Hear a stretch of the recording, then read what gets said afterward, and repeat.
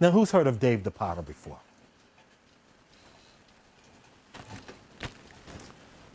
Enslaved potter out of Edgefield, South Carolina, 200 years ago, on a plantation, wrote poetry on the outside of clay pots that they made on the plantation. They didn't pick cotton, the slaves made clay pots because that's what the farmers and plantation owners stored their meat, grain, water, and oil in because there was no electricity or refrigeration. That's how they kept their harvest and their food. To appreciate it, it was illegal for slaves to read and write, but Dave could. And he wrote poetry on the outside of these clay pots. He became a master potter on the plantation, and he wrote poetry and signed his name and dated it. They found the pots about 30 years ago. They found the pots in people's front yards, made by Dave, with flowers in them, by the front door with umbrellas in them, and in people's attics. Nobody knew what they had until private collectors and museums got interested. The pots are here in Boston at the museum. They're all over the country. Before I did this project, I read the story. I said, I need to go to the plantation and do some research. But when I get down to South Carolina, I'm gonna buy a pot. That's what I said. I said, I don't even want the big jars. I want a little 12-inch Noble jar. They said it cost $175,000. The big pot started at $1.5 million. This was 5 years ago. This is the pot that was in your front yard with flowers in it that you didn't know had value. You know. But here's the story. It's written by Laban Carrickhill. He's from Burlington, Vermont. He was watching TV, and he was watching the Antique Roadshow, and a pot came up made by Dave. He jotted it down and wrote about it. He wrote this, and I had never heard of Dave. This new history. To us, it's just dirt, the ground we walk on. Scoop up a handful, the gritty grain slip between your fingers. On wet days heavy with rainwater, it's cool and squishy, mud pie heaven, but to Dave it was clay. The plain and basic stuff upon which he learned to form a life as a slave nearly 200 years ago. To us, it's just a pot, round and tall, good for keeping marbles or fresh cut flowers. But to Dave, it was a pot, large enough to store a season's grain harvest, to put up salted meat, to hold memories. Each one began out of a cloud of dust. Clotted clumps of clay ground at the pug mill carried wheelbarrow after wheelbarrow to Dave's spinning potter's wheel. With a flat wooden paddle large enough to row across the Atlantic, Dave mixed the clay with water drawn from the Big Horse Creek until wet, stiff, and heavy. He threw the clay sometimes 60 pounds at once. Nobody knew how or where it would land except Dave. Dave kicked his potter's wheel until it spun as fast as a carnival's wheel of fortune. And like a magician pulling a rabbit out of a hat, Dave's hands buried into the mounted mud. He pulled out the shape of a jar.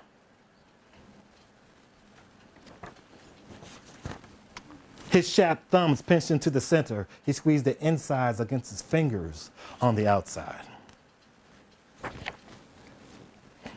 As the wheel spun round and round, the walls of the jar rose up like a robin's puffed breast, but only so far before its immense weight threatened collapse.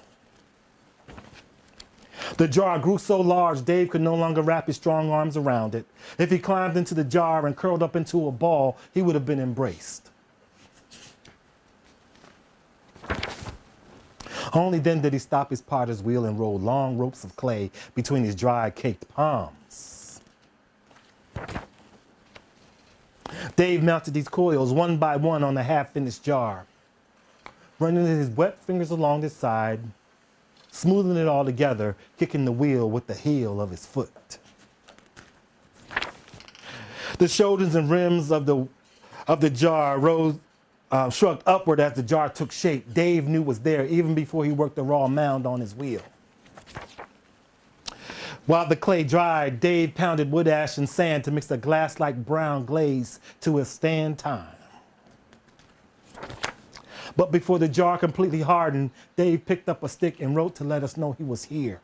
He wrote, "I wonder where is all my relations, friendship to all in every nation." He signed it Dave, August 16th, 1857. Here's a picture of some of Dave's jars. Yes. Did you find the jar? Oh no, you gotta be kidding me. Gotta be kidding me, man.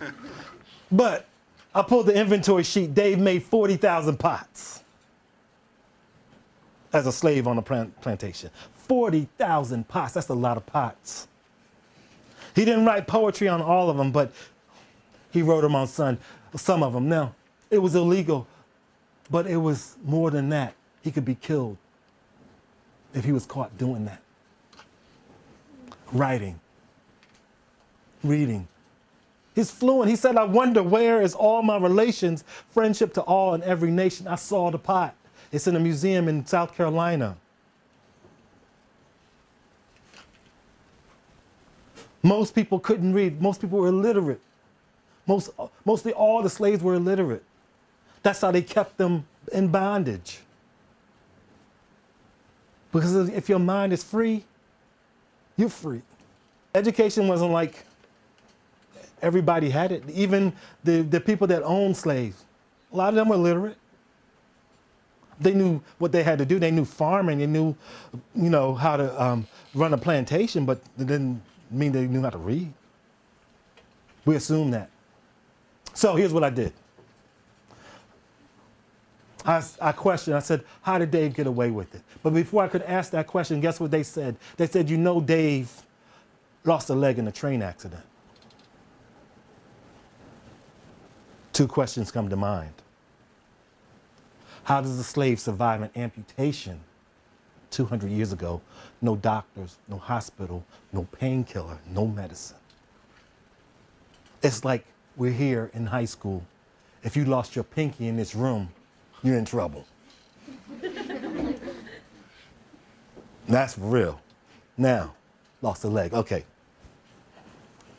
Number two, who kicked the wheel? You can't make pottery with one leg.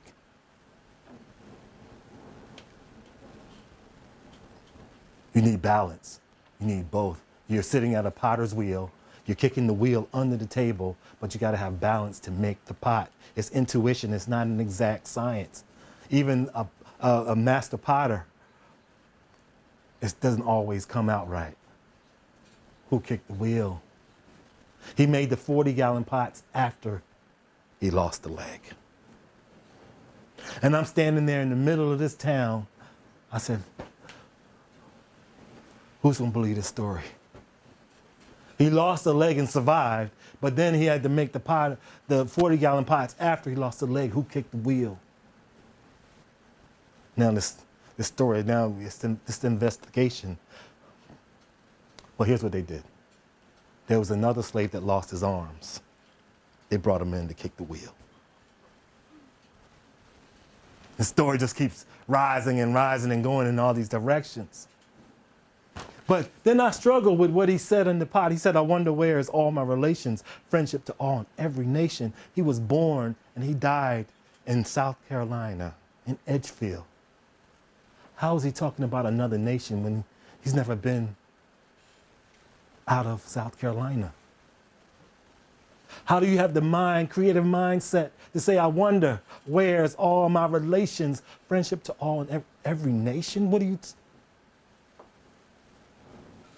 How do you make that leap, that creative leap? Okay, let's deal with how he learned how to read and write. He was bought and sold 6 different times in local plantations in South Carolina. The last stop was the plantation that made clay pots. He hadn't made pots until he got to that plantation. He was taught and groomed to make clay pots. But one of the early stops that he was on, and as a slave, they had a newspaper press, and he was a typesetter in a newspaper press. Somebody there taught him how to read and write. Then he was sold to the plantation. So he put it all together. He was literate. He could put it all together, make these clay pots. And he had the creative mindset to write poetry. Because here's what he was doing. As an artist, he was talking about the color of the day 200 years ago. He wasn't concerned with who was walking around on earth when he was alive. He was talking to us, to the future. That's what it is when you're an artist. You make these creative leaps. And the whole idea of being a slave and being bound, they couldn't bound his mind. No shackles could enslave him. His mind was free. He could talk about Mars if he wanted to, having never been there. Because, well, let me ask you a question by raise of hands. Have your teachers ever said to you, you got to learn to read and write, because if you can read and write, you can go anywhere? Who's ever heard that? Oh, a few? Okay. Well, that's what that's about. I know, don't worry. That's the testimony to that whole concept. Here we have a slave, but they couldn't even bound him because his mind was free. And that's brand new history. History is all around us. It's right here. It's all around. All kinds of stuff happened here. But it hasn't been discovered yet. This was a pot in somebody's front yard that's in a museum that went for 1.5 million. And now you can't even buy the pots now. Art can take you anywhere. If you're an artist, there's no bound. Like, consider that everything that you walk in, sit on, and wear, an artist made. Every design, every chair design, and when you see these stools that you're sitting on, you didn't even think about it when you sat on it, that it would be there when you actually sat there, right?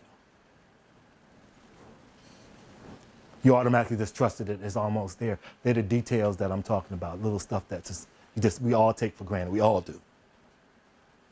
But an artist sat down, designed, and created it. And it's doing what they assumed that it would do when they designed it.